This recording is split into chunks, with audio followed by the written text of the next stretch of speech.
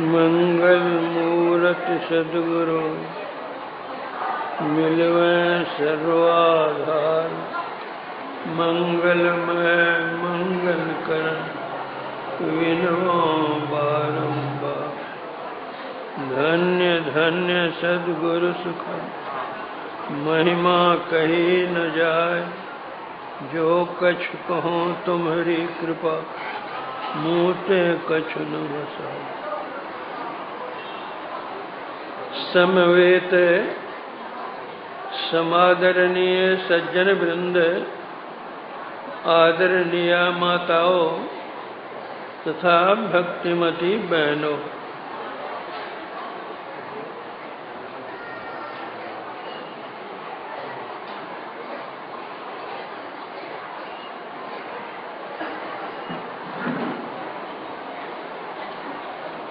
आप लोगों को ज्ञात कराया गया है कि आज के वैशाख शुक्ल चतुर्दशी तिथि में ही हमारे परम पूज्य गुरुदेव का अवतरण इस अवनी तल पर हुआ था। उन्हीं की जयंती मनाने के लिए आज हम लोग जत्र तत्र से यहाँ एकत्र हुए हैं।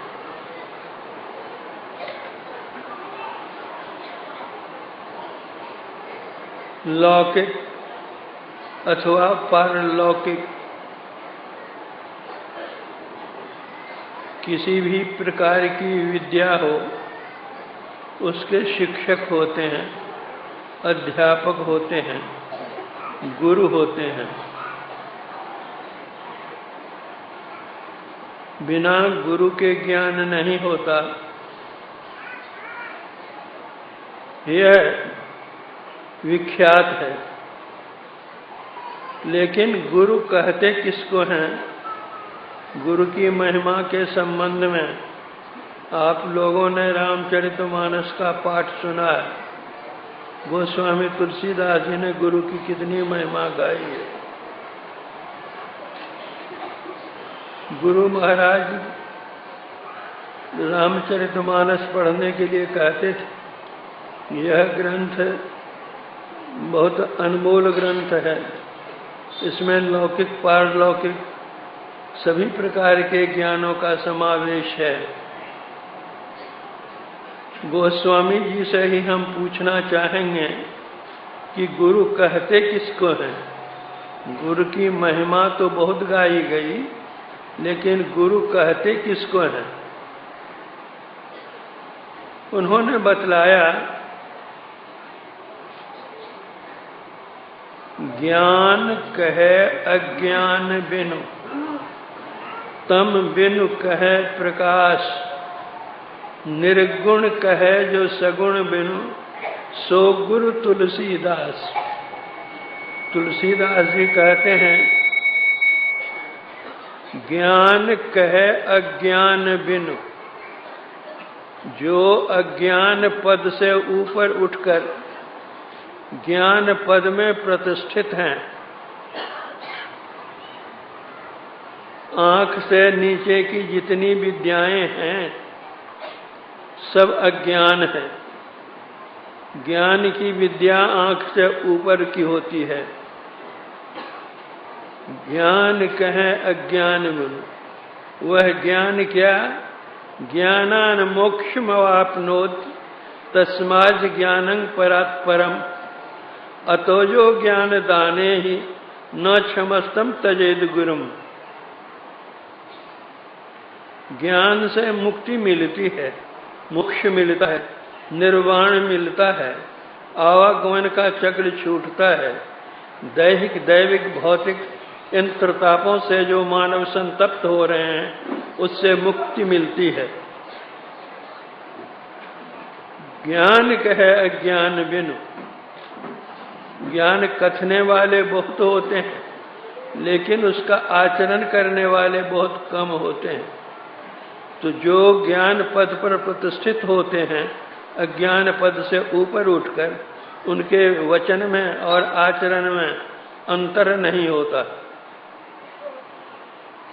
वचन बहुत लंबी चौड़ी बात बना करके कह सकते हैं, लेकिन आचरण में अगर उसको हम नहीं उतार रहे हैं तो वो वचन का कोई मूल्य नहीं। तम बिनु कहे प्रकाश, जिन्होंने ऐसी साधना की है कि तम से ऊपर अपने को ले जाकर प्रकाश में प्रतिष्ठित किया है। हम लोग जो 9 द्वारों में रहते हैं, ये 9 द्वार अंधकार के हैं। इस तन के 9 द्वार में घोर अंधकार, सुरत फंसी है संसार, भजो साध गुरुए। तो जो सच्चे गुरु की शरण में जाते हैं तो वे उनको अंधकार से प्रकाश में ले जाते हैं। तमसो मां ज्योतिर्गमय, अंधकार से प्रकाश में वे ले जाते हैं। असत मां सदगमय, असत से वे सत्य में ले जाते हैं। मृत्योर्मा मृतगम्य, मृत्यु मुख से छुड़ाकर उसको अमृत तत्व का लाभ कराते हैं। तो यह गुरु की क्षमता होती है कि स्वयं प्रकाश में प्रतिष्ठित हैं, अंधकार में नहीं है। निर्गुण कहे जो सगुण बिनु, जो सगुण पद से ऊपर उठ करके निर्गुण पद में प्रतिष्ठित हैं, तब निर्गुण की बात कहते हैं सगुण मंडल में जानते सगुण की बात है और कहते निर्गुण की हैं, वे गुरु नहीं होते। गुरु जो निर्गुण में प्रतिष्ठित हैं, जिन्होंने निर्गुण तत्व को प्राप्त कर लिया है, वह क्या है? स्थूल, सूक्ष्म, कारण, महाकारण, ये चारों जड़ हैं। उसके ऊपर जो कैवल्य मंडल है वह ज्ञान मंडल है। उस ज्ञान मंडल में जो अपने को प्रतिष्ठित किए हुए हैं। निर्गुण कहे जो सगुण बिनु, सगुण पद से ऊपर उठ करके निर्गुण पद में प्रतिष्ठित हैं, सो गुरु तुलसीदास। संत कबीर साहब कहते हैं,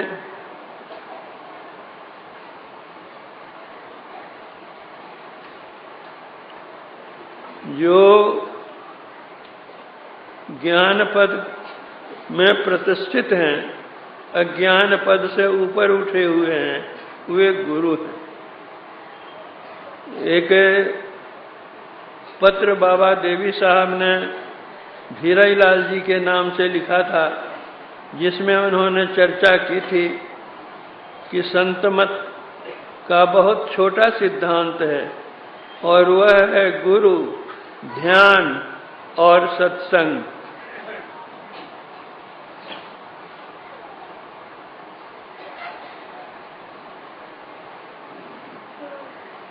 गुरु नाम है ज्ञान का, शिष्य सीख ले सोई। ज्ञान मर्याद जाने बिना गुरु और शिष्य न कोई, कबीर साहब ने कहा है।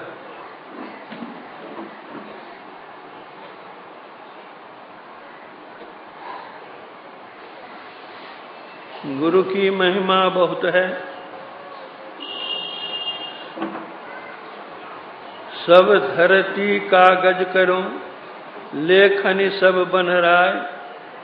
7 समुद्र की मसी करूं, गुरु गुण लिखा न जाए। गुरु की बहुत बड़ी महिमा है। गोस्वामी जी ने कहा है, रवि पंचक जाके नहीं, ताहि चतुर्थी नाहि। तही सप्तक घेरे रहे, कबहु तृतीया नाहि।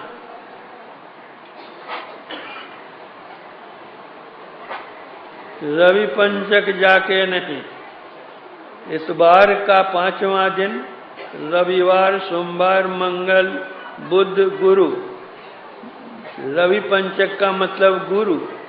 जो गुरु धारण नहीं किए हैं, रवि पंचक जाके नहीं, ताहि चतुर्थी नाहि।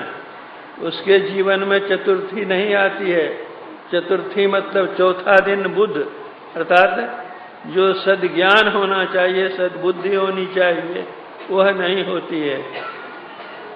विद्या हम पढ़ते हैं पेट पोषने के लिए, अहंग पालने के लिए। लेकिन अध्यात्म विद्या जो है सब विद्याओं में श्रेष्ठ है, इसलिए लौकिक विद्या के साथ आध्यात्मिक विद्या का होना आवश्यक है। ताहि चतुर्थी नाय, परिणाम क्या होगा?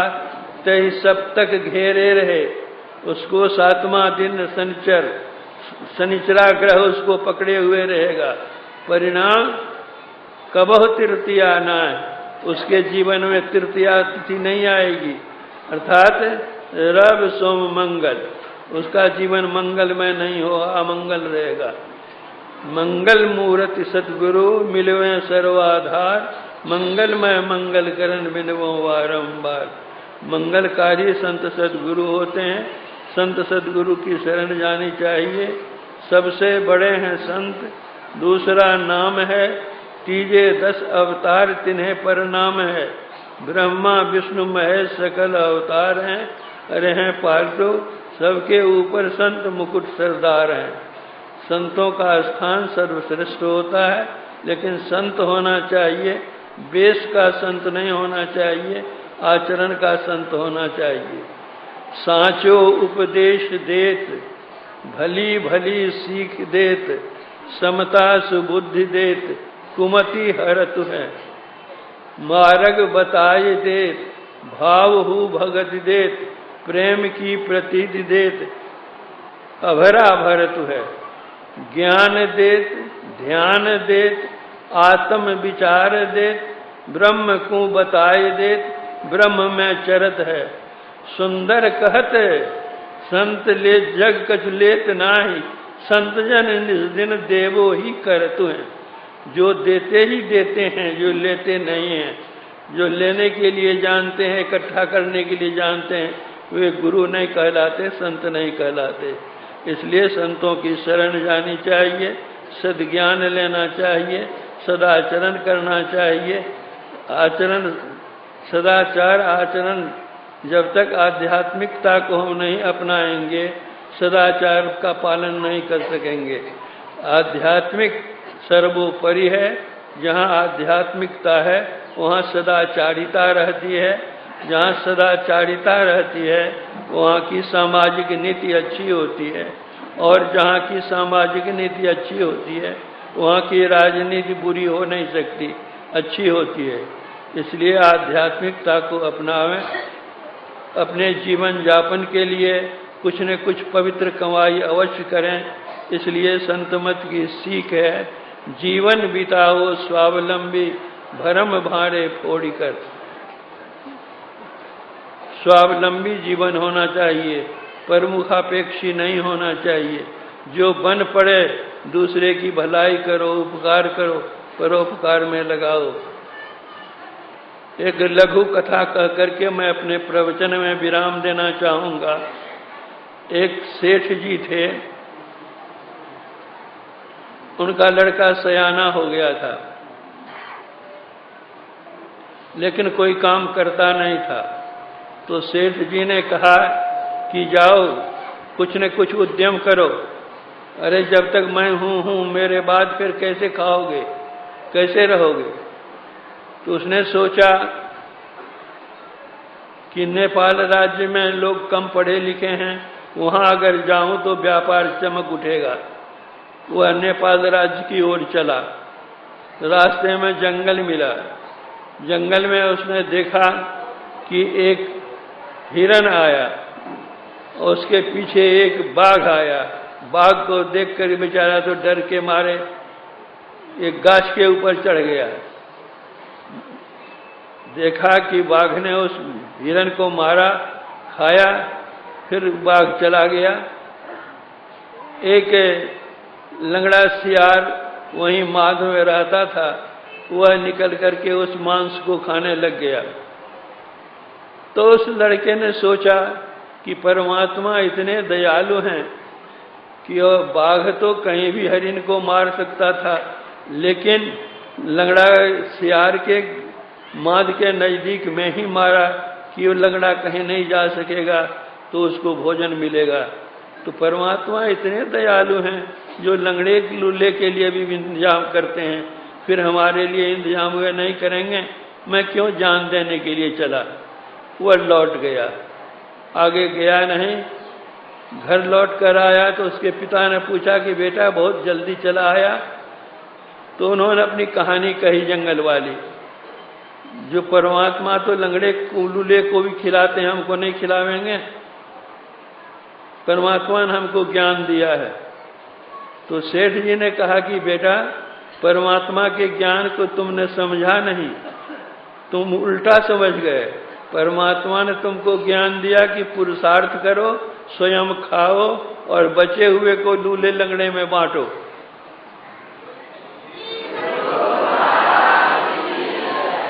तो संत मत बतलाता है परिश्रम करो, स्वयं खाओ, दूसरे को भी खिलाओ। उदार बन करके रहो, कंजूस बन करके, मक्खी चूस बन करके नहीं रहो। यह संत मत का सिद्धांत है कि एक ईश्वर पर विश्वास करो, ईश्वर अपने अंदर मिलेंगे, इसका दृढ़ निश्चय रखो, सत्संग करो, ध्यान करो, गुरु की सेवा करो और झूठ, चोरी, नशा, हिंसा, व्यभिचार, इन पंच पापों से वर्जित रहो। जब इस पंच पापों से वर्जित रहेंगे, संसार में धीरे धीरे धीरे धीरे आप ही आप शांति आएगी, शाश्वत सुख मिलेगा। इसलिए संत मत का ज्ञान प्राप्त करना चाहिए, इसके अनुकूल आचरण करना चाहिए, केवल प्रवचन में ही नहीं रहना चाहिए।